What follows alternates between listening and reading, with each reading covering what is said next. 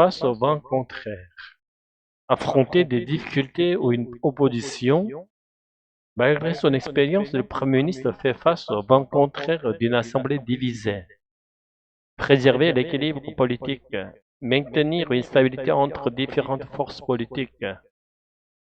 Il doit préserver l'équilibre politique entre les partis de la majorité et ceux de l'opposition. Avoir carte blanche, avoir toute liberté d'agir selon sa volonté. L'Élysée lui a donné carte blanche pour former son nouveau gouvernement. Être menacé par la censure, risquer de voir son gouvernement renversé par un vote de défiance à l'Assemblée. À peine nommé, il est déjà menacé par la censure de l'opposition. Faire du surplace, ne pas progresser, rester bloqué. Sans majorité, le gouvernement risque de faire du surplace pendant des mois. Prendre ses distances, se détacher, de plus s'associer à une action ou à une personne. Le parti d'Édouard Philippe prend ses distances avec le nouveau Premier ministre. Faire l'objet d'une négociation, être discuté point par point avant d'être accepté. Chaque loi fera l'objet d'une négociation entre les partis. Faire monter les enchères, rédiger davantage dans une discussion pour obtenir plus de concessions. Le Parti socialiste fait monter les enchères en réclamant des mesures sociales fortes. Rien n'est moins sûr. Il est très peu probable que cela arrive. La survie du gouvernement grâce au PS, rien n'est moins sûr. Mettre en œuvre. Appliquer concrètement une décision ou un projet. Le Premier ministre veut mettre en œuvre ces réformes avant la fin de l'année. Être sous pression, suivi de fortes contraintes ou un stress intense. Sous pression, le Premier ministre doit agir vite pour éviter une crise politique. Faire tomber le gouvernement, provoquer la chute du gouvernement par un vote de censure. L'opposition se prépare à faire tomber le gouvernement dès la prochaine session. Avoir l'avantage de présenter un aspect positif ou un bénéfice particulier. Un gouvernement technique aurait l'avantage de la neutralité. Une grande gueule, expression familière. Une personne qui parle fort, critique beaucoup, aime se faire remarquer. On veut moins de grandes gueules et plus de personnes efficaces. Les conditions ne sont plus remplies, les circonstances nécessaires ne sont plus présentes. Si les conditions ne sont plus remplies, je partirai, déclare le Premier ministre. Le retour à Matignon avec la mission de relancer l'action gouvernementale, Sébastien Lecornu fait déjà face au vent contraire. Entre majorité introuvable, menace de censure et partis réticents, le Premier ministre tente de préserver l'équilibre politique tout en promettant d'agir vite sur les urgences budgétaires. Fidèle allié du président, Sébastien Lecornu remplit à Matignon. De mieux placé selon l'Élysée, il aurait reçu carte blanche pour composer son gouvernement et présenter rapidement un budget, et à peine renommé, le voilà déjà menacé par la censure. En déplacement le 11 octobre dans un commissariat de la région parisienne, le Premier ministre exhorte les partis politiques à travailler avec lui. Soit les forces politiques m'aident ou on s'accompagne pour le faire, soit elles ne le font pas. C'est ainsi qu'on fait en sorte qu'au 31 décembre, il y ait un budget pour la sécurité sociale, un budget pour l'État et que l'on y traite avec l'urgence.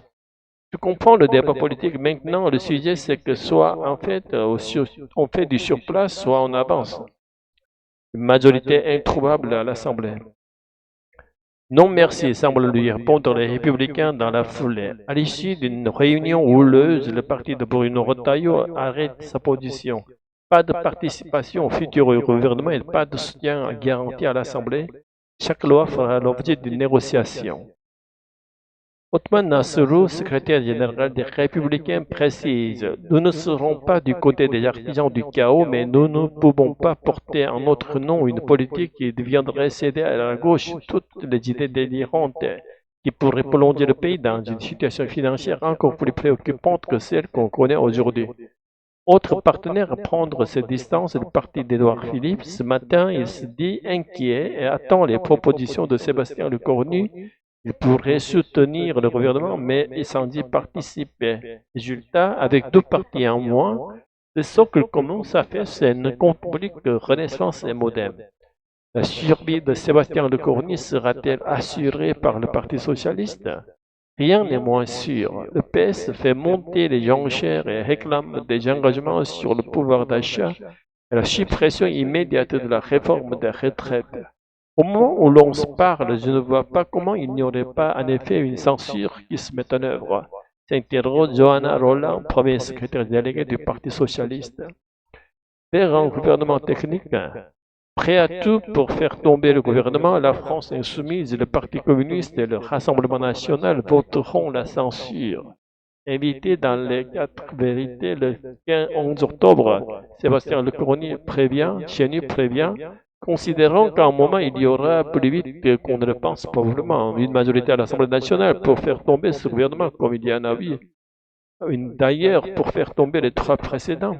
Sous pression, le Premier ministre pourrait nommer un gouvernement en partie apolitique, avec notamment des hauts fonctionnaires. Un gouvernement technique aurait l'avantage de la neutralité. Une équipe comptant moins de grandes gueules et dédiée à la tâche souffle un cadre macroniste. Dans tous les cas, Sébastien Lecornu prévoit le 11 octobre, dans une interview à la Tribune dimanche, si les conditions n'étaient pas plus remplies, je partirai, assure-t-il. Les vents contraires à Matignon. Tu as vu les infos, Sébastien Lecornu est de retour à Matignon, mais il fait déjà face aux vents contraires. Oui, c'est clair, il essaie de préserver l'équilibre politique, mais sans majorité, ce n'est pas gagné. Apparemment, l'Élysée lui a donné carte blanche pour former son équipe, mais malgré cela, il est menacé par la censure dès le début. C'est le risque. Sans alliance solide, il va faire du surplace à l'Assemblée et certains partis prennent déjà leur distance avec lui. Exactement, même les républicains disent que chaque texte fera l'objet d'une négociation. Le PS lui fait monter les enchères et ils veulent des engagements sur le pouvoir d'achat. Mais tu crois qu'ils vont vraiment le soutenir? Ça n'est moins sûr, à mon avis. Oui, et pourtant, il faut bien mettre en œuvre un budget avant la fin de l'année. Il doit être sous pression, ce pauvre Lecornu. L'opposition, elle veut carrément faire tomber le gouvernement. Il parle maintenant d'un gouvernement technique. Ça aurait l'avantage de la neutralité. Oui, avec moins de grandes gueules et plus d'efficacité peut-être. Mais bon, si les conditions ne sont plus remplies, il a dit qu'il partirait. On verra bien. En politique, tout change vite. Un jour, tu es à Matignon, le lendemain, tu fais des cartons.